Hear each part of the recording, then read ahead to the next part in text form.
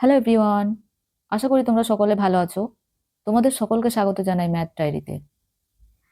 অঙ্ক দেখো, বলেছে 5টি ঘন্টা একসাথে বাজবার পর যথাক্রমে 9 সেকেন্ড, 6 সেকেন্ড, 4 সেকেন্ড, 10 সেকেন্ড এবং 8 সেকেন্ড বিরতিতে বাজলো। প্রথম একসাথে বাজবার পর থেকে 1 ঘন্টা সেগুলি কতবার একসাথে বাজবে? তাহলে এখানে যে সময়ের ব্যবধান দিয়ে যে সময় দিয়েছে, এগুলোকে লসাগু করব। 9, 6, 4, 10, 8। এটা লসাগু করলে কত পাওয়া যাবে? 2 দিয়ে করি।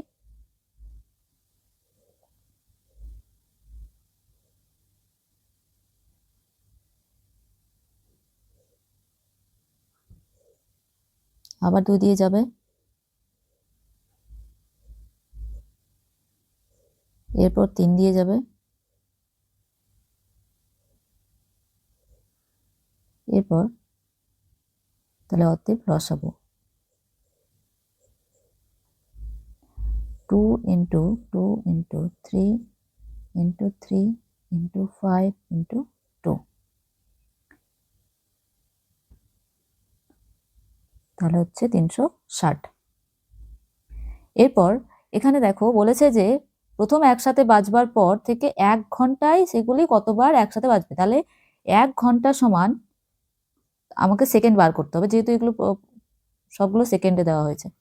তো এই যে 9 সেকেন্ড, 6 সেকেন্ড, 4 সেকেন্ড, 10 সেকেন্ড এবং 8 সেকেন্ড। তাহলে 1 ঘন্টা সমান কত সেকেন্ড হবে? 60 মিনিটে 1 ঘন্টা, আর এক মিনিট হচ্ছে 60 সেকেন্ডে 1 মিনিট। তাহলে 60 ইন্টু 60 সমান হচ্ছে 3600 সেকেন্ড। তো মোট যে আমরা সময় পেলাম, মোট সময়কে যে সময়ের ব্যবধানের যে লসাগু পেয়েছি তা দিয়ে ভাগ করে দেব। তাহলে কত হবে? 3600/360। তাহলে কত হচ্ছে? 10। তাহলে 1 ঘন্টায় 10 বার একসাথে বাজবে। কিন্তু এখানে কি বলেছে দেখো, প্রথম একসাথে বাজবার পর। তাহলে প্রথম একসাথে বেজেছে, তাহলে 10, তারপরে 10, তাহলে 10 + 1, তাহলে হচ্ছে 11। তাহলে মোট তাহলে কতবার একসাথে বাজবে? তাহলে টোটাল হচ্ছে 11 বার। অ্যান্সার হচ্ছে 11, এ নাম্বার অ্যান্সার। পরের অঙ্ক দেখো কি বলেছে, in a partnership business A contributes ₹1200 for 5 months and B ₹750 for 4 months. If there is a profit of ₹450, then ratio of the profit of A and B is। কি বলেছে যে একটি অংশীদারি ব্যবসায় এ 1200 টাকা 5 মাসের জন্য এবং বি 750 টাকা 4 মাসের জন্য দেই। যদি ওই ব্যবসায় 450 টাকা লাভ হয়, তবে এ ও বি এর প্রাপ্য লাভের অনুপাত কত? এক্ষেত্রে লাভ সমান আমরা কি জানি? মূলধন ইন্টু সময়।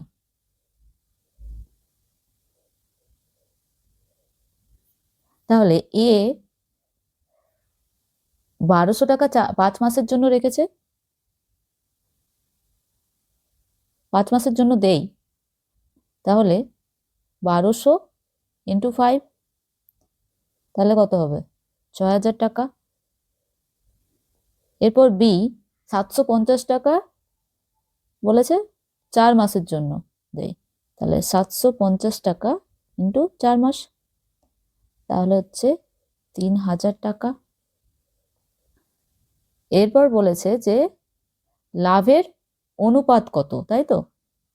বলেছে এ ও বি এর প্রাপ্য লাভের অনুপাত কত। তাহলে A is to B equal to 6000 is to 3000। তাহলে 3টে শূন্য কেটে গেল, 6:3। এরপর তাহলে 2:1 হচ্ছে 3 দিয়ে 3 2 গুণ করলে 6 আর 3 একে 3, তাহলে 2:1। তাহলে সি নাম্বার অ্যান্সার।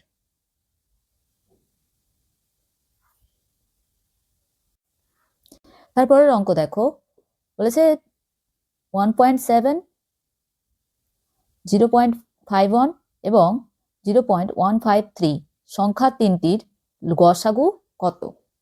তো গসাগু বার করতে বলেছে, তাহলে এদেরকে আমরা প্রথমে পূর্ণ সংখ্যায় লিখব। তাহলে 1.7, তাহলে একে পূর্ণ সংখ্যায় করতে গেলে প্রথমে আমরা 1000 দিয়ে গুণ করে দেবো সবগুলো সংখ্যাকে। তাহলে 1.7 ইন্টু 1000, তাহলে হচ্ছে কত? 1700। তারপর হচ্ছে 0.51, একে 1000 দিয়ে গুণ করব, তাহলে হচ্ছে কত? 510। তারপর রয়েছে 0.153, 0.153 ইন্টু 1000, তাহলে হচ্ছে 153। তাহলে এদের আমরা পূর্ণ সংখ্যায় লিখলাম। এরপর 1700 রয়েছে, এর মৌলিক উৎপাদক বার করব। তাহলে 2 দিয়ে ভাগ করি,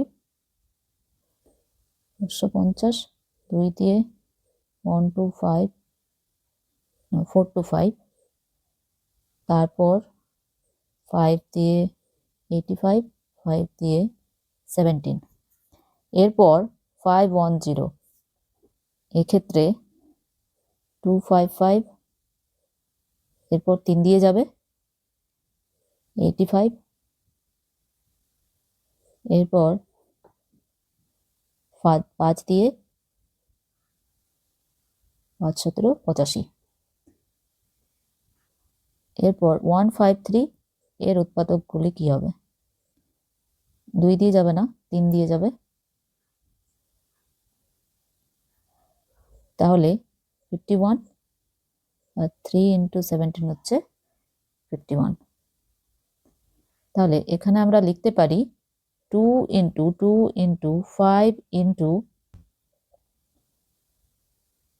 5 ইন্টু 17, আমি এখানে একবারে লিখে দিলাম, ঠিক আছে।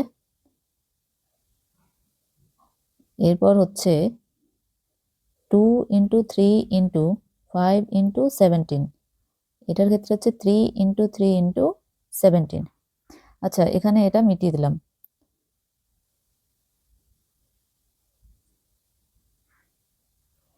এখানে দেখো সবগুলোতে এ তো গসাগু বার করতে বলেছে, তাহলে সবগুলোতে একই সংখ্যা থাকবে। এখানে দেখো 17, এখানে 17, এখানে 17, তাহলে এর গসাগু কত হবে? অতএব গসাগু